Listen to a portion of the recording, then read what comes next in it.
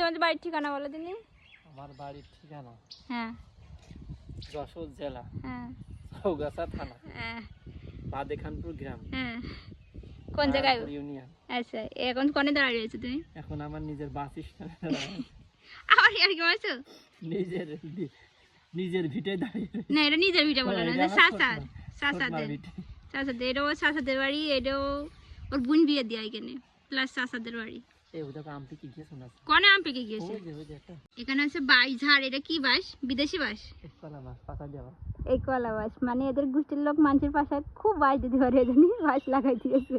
কে লগা লাগবে, কে গাছে উঠে যা। হ্যাঁ তোমার উঠে দিছি। আমি উঠি?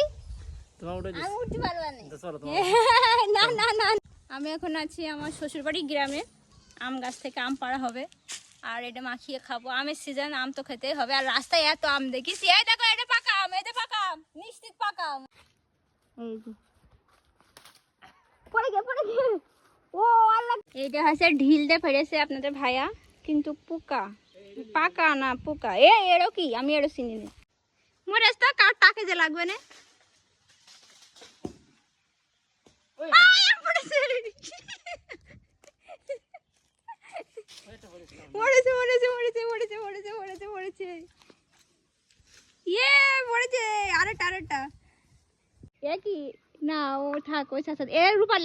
জমেটো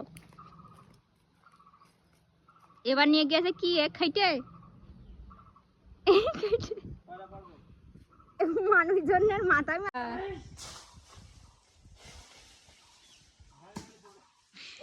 এবার খালি পড়েই যাবে, এবার খালি পড়েই যাবে, পড়েই যাবে। এটা ফাটা আরেকটা আছে। হচ্ছে আমাদের আম, সাইডে আম পেড়েছে 20 মিনিট ধরে। ক্লান্ত হয়ে সেখানে শুয়েও পড়েছে।